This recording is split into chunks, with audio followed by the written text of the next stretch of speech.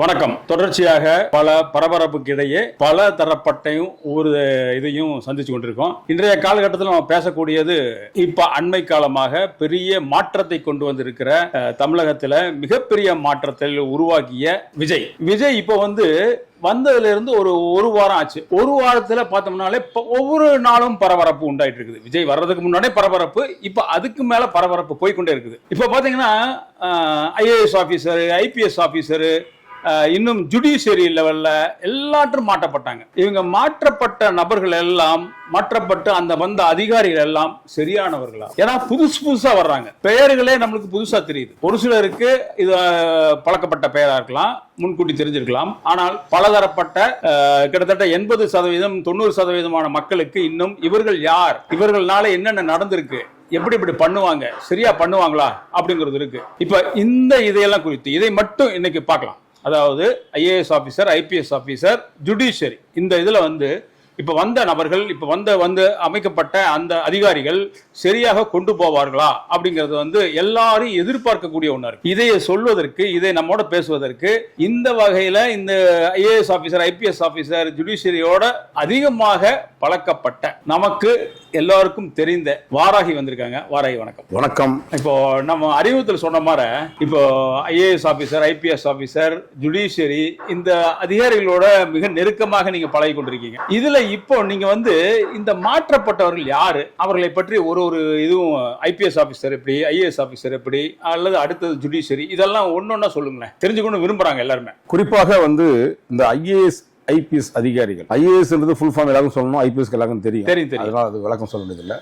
அவங்க இந்தியா முழுக்க, அதாவது ஆல் இண்டியா சர்வீஸ் ஆஃபீஸர்ஸ், அவங்க அந்த யூபிசி கேடரில் என்ன தகுதி இருக்கிறாங்களோ அதை வைத்து மதிப்பெண்ணை வச்சு நம்ம எந்தெந்த ஓன் ஸ்டேட்டுக்கு போடலாமா, அதர் ஸ்டேட்டுக்கு போடலாமான்ற ஒரு விஷயம் பண்ணுவாங்க. குறிப்பாக முதல்ல எடுக்கும் போதே ஒரு விஷயத்தை நான் உங்களுக்கு ஞாபகப்படுத்த, நீங்க ஆரம்பிக்கும் போதே என்ன சொல்லிட்டீங்கன்னா விஜய் அப்படின்னு சொல்லி ஆரம்பிச்சு, தெரிந்தோ தெரியாமலோ 30 ஆண்டு காலமாக ஒரு இயக்கத்தை சார்ந்த நம்ம நம்முடைய சீரழிச்சு 30 வருஷமா ஒரு இயக்கம், இன்னொரு இயக்கம் ஒரு 24 வருஷமா நம்ம சீரழிச்சு சின்னமன்னமாக்கி இந்த மக்களை, அவங்களெல்லாம் நம்ம சிஎம்னு வர சொல்றோம். நீங்க ஆரம்பிக்கும் போது சிஎம்னு சொல்லும் போது சிஎம் விஜயன் தான் நீங்க ஆரம்பிச்சிருக்கணும். கண்டிப்பா அது ஆரம்பிச்சிருக்கணும்.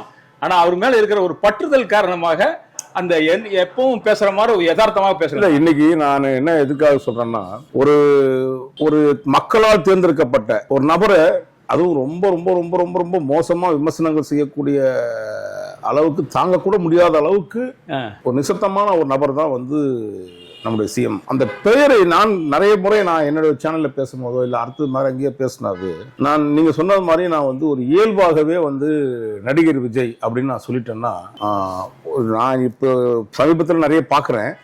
என்னுடைய இதுல அதுல கமெண்ட்ஸ் எல்லாமே ரொம்ப நியாயமாகவும் நேர்மையாகவும் மரியாதையாகவும் நேர்மையாகவும் நம்முடைய சிஎம் விஜயுடைய ரசிகர்கள், இயக்க தொண்டர்கள், இவங்க எல்லாமே இப்ப பாத்தீங்கன்னா ரொம்ப தரமாக, சார் இதை இப்படி பேசாதீங்க, தலைவர்னு சொல்லாதீங்க, இது விருன்னு சொல்லாதீங்க, விஜய்னு சொல்லாதீங்க, முதல்வர்னு சொல்லுங்க, சிஎம் சொல்லுங்க சார் அப்படின்னு ரொம்ப நம்ம கிட்ட அன்பாகவும் இது பண்றாங்க. அதை நான் ஒரு முறை வருத்தம் கூட தெரிவிச்சேன். அதனால நீங்க ஒரு மூத்த பத்திரிகையாளர், சமூகத்தின் மீது அக்கறை உள்ளவர், நீங்க போயிட்டு அவரை விஜய் அப்படின்னு சொன்னா அது நம்மளோட வயசுல மூத்தவரே இப்படி சொல்லிட்டாருப்பா அப்படின்னு நம்ம யாரையும் ஒருமையில பேசுவதோ அல்லது ஒரு பேரிட்டு பேசுவதோ, நம்ம இலக்கியத்தின் சார்பாக பாத்தீங்கன்னா நம்முடைய நாட்டுடைய விஷயங்களை பாத்தீங்கன்னா பெரும்பாலத்துல ஒரு பாரதி, என் அப்பன் என் தகப்பன் பாரதி இருக்கிறானே, கடவுளையே நம்ம என்னடா அப்படி பண்ற சோதிக்கிறோம். நம்ம அந்த அன்பின் பால் நீங்க சொன்னதா இருக்கலாம். ஆனா நம்ம நினைக்கக்கூடிய இந்த இளைஞர் கூட்டம் இருக்கு இல்லையா, இது வேற ஒரு விதமான கூட்டம். இந்த ரசிகர்களையும் தாண்டி விஜய் பார்த்தோம்னா அவரு அப்படி ஒரு அன்பு, பாசம். நான் ஆக்சுவலா இதுல ஒரு விஷயத்தை ஞாபகப்படுத்திட்டு அதுக்கப்புறம் இந்த விஷயத்துக்கு போலான்னு நினைக்கிறேன். சமீபத்தில் அந்த தேர்தல் முடிவு வர்றதுக்கு முன்னாடி ஒரு சில பத்திரிகையாளர்கள் பேசினதை நான் பார்த்தேன். விஜய் ரசிகர் மன்றத்தை சார்ந்தவர்கள் எத்தனை பேர் தற்கொலை பண்ணிப்பாங்கன்னு தெரியாது, எப்படின்னு தோக்க போறாங்க அப்படின்னு மிகப்பெரிய விமர்சனம் செஞ்சாங்க. எனக்கு கூட அது ஒரு பயத்தை உருவாக்குச்சு. ஏன்னா இவ்வளவு அன்பா இருப்பாங்க ஒரு இதுவரையும் இத்தனைக்கும் பாத்தீங்கன்னா அவர் ரொம்ப ஃபீல்டு ஒர்க் எல்லாம் பண்றது கிடையாது. ஏற்கனவே ரசிகர் மன்றத்துல மன்றத்து சார்பாக உதவி பண்ணிருப்பாங்க தவிர, ஆனா அவங்க ஃபீல்டு பெருசா ஒர்க் பண்ணதில்லை. ஆனா கவுன்சிலர்ஸ், எம்எல்ஏக்கள் இதெல்லாம் தொடர்ந்து வந்ததுனால நமக்கு அது இன்னைக்கு நம்ம எதிர்பார்த்த அளவுக்கு அது அதை விட தாண்டி வந்துருச்சு. சோ நம்ம அந்த அன்பின் பால் நம்ம அவரை சிஎம்னே கூப்பிடுவோம். அதாவது நம்ம குடும்பத்தோட ஒருத்தரா தான் நாங்கள் நினைக்கிறோம். இன்னுமே அதனால வந்து அவரை வந்து ரொம்ப ஒரு யதார்த்தமாக பேசக்கூடிய இதுதான்.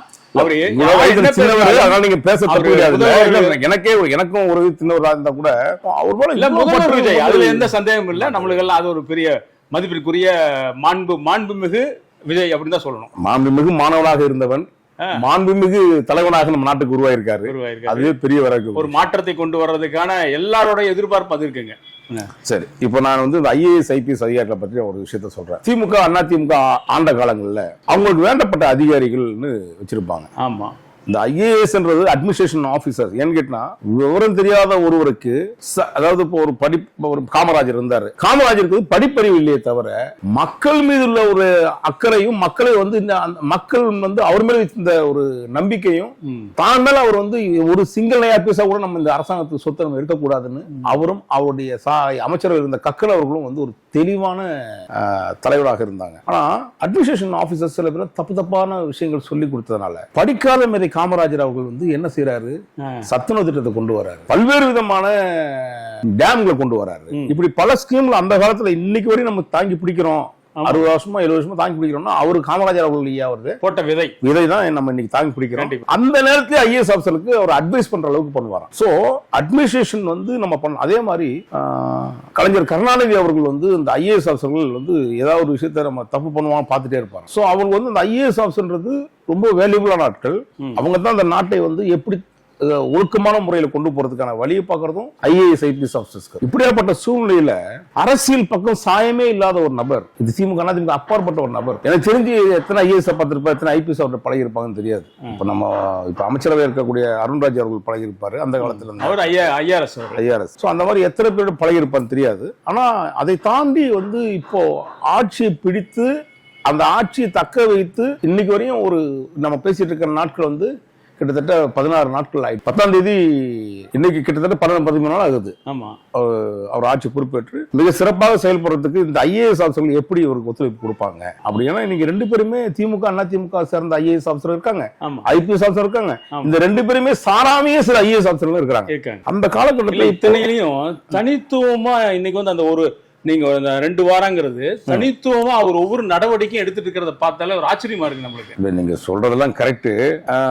ஆனா பல பேர் பல விதங்கள்ல பொதுமக்களுக்கு என்ன தேவைகள்னே கூட வந்து சொன்னாலும் அதுக்கு ஃபண்ட் இல்லைங்கய்யா, அது ஃபண்ட் நடக்காதுங்கய்யா, ஐயா அந்த ஃபண்டு தரமாட்டாங்கய்யா, இதுல ஒன்றும் லாபம் இல்லைங்கய்யா இப்படின்னு தட்டி கழிச்சுட்டு போயிட்டே இருப்பாங்க. சில இடங்கள்ல இவர் சொல்லுவாங்க இதுக்கு என்ன செலவாக போகுதுன்னு அப்படின்னு கணக்கு போட்டு சொல்லுவாங்க. எஸ்டிமேட் கேட்பாங்க சில ஐஏஎஸ் ஆஃபீஸர்கிட்ட. கேட்டு இதுக்கு என்ன நிதி ஒதுக்குது, எங்கே வாங்கலாம், எதா பண்ணலான்றது சொல்லுவாங்க. இருக்கிற தலைவர்கள் அப்படி நடந்துகிட்ட தலைவருக்கு மத்தியில திமுக எப்போ ஆட்சிக்கு பொறுப்பேற்றதோ அன்னைக்கே ஐஏஎஸ் ஆஃபீஸர்கள் பெரும்பாலும் பேர்ல ஒரு சில டீம் என்ன ஆயிடுச்சுன்னா, எப்படி திருடுவது, எப்படி திருடுனா கமிஷன் அடிப்பது, எப்படி வந்து மீடியேட்டருக்கு வேலை பார்க்கறதுன்னா அவங்ககிட்ட இப்ப அந்த மாதிரி வேலைகளை பார்க்கறதுக்கு சில அதிகாரிகள் இப்ப இருக்காங்க. இப்ப கடந்த ஆட்சியில நீங்க அப்படி பாத்தீங்கன்னா நம்ம ஒரு 4-5 பேரை சொல்லலாம் ஐஏஎஸ் ஆஃபீஸர்லயே. இந்த உதயச்சந்திரன் ஐஏஎஸ், அந்த முருகானந்தன் ஐஏஎஸ், திருமதி அம்மையார் சுப்ரியா சாகு அவர்கள், இப்படி சிஎம் இவரு நம்ம சிஎம் செக்ரட்டரியா இருக்கக்கூடிய நபர்கள் 2 பேரு, இப்படி பல பேர் இந்த ஐஏஎஸ் ஆஃபீஸர்கள் தமிழ்நாட்டை அப்படி அட்மினிஸ்ட்ரேஷன் கையில வச்சுக்கிட்டு.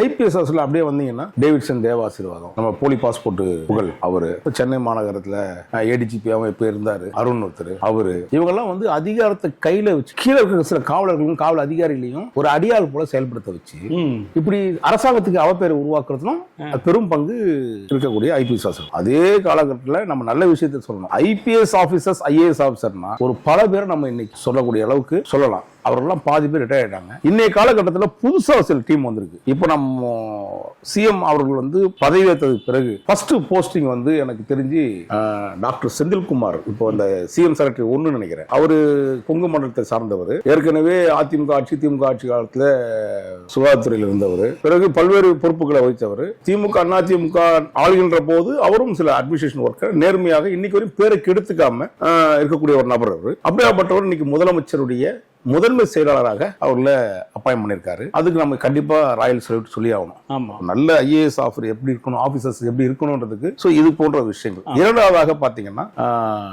லட்சுமி பிரியான்னு ஆமா. திருமதி லட்சுமி பிரியா அப்படின்னு சகோதரி ஐஏஎஸ் ஆஃபீஸர் அவங்க அப்பாயின்ட் பண்ணிருக்காங்க. அந்த ஐஏஎஸ் ஆஃபீஸர் எப்படின்னு கேட்டீங்கன்னா, அவங்க தான் வந்து மக்கள் வளர்த்து அவரும் அவருடைய கணவர் வந்து அருண் ராய், மிஸ்டர் அருண் ராய்னு ஒரு ஐஏஎஸ் ஆஃபீஸர். இவங்க ரெண்டு பேருமே மக்களுடைய நலனை சிந்திக்கக்கூடிய நபர். முதல்ல ஒரு ஐஏஎஸ்னா இப்படியோ ஆண்டவன் நினைச்சிடக்கூடாம சராசரி மனுஷனோட பழகக்கூடிய தன்மை உடையவர்கள் அந்த சகோதரி லட்சுமி பிரியா அவர்கள் ஐஏஎஸ் அவர்களும் அருண் ராய் ஐஏஎஸ். நல்ல சாய்ஸ். எனக்கு செக்ரட்டரி 2, செக்ரட்டரி 3 வந்து மிஸ்டர் அண்ணாதுரைன்னு ஒரு ஐஏஎஸ் ஆஃபீஸர். எனக்கு அவரை பத்தி பெரும்பாலும் தெரியாது.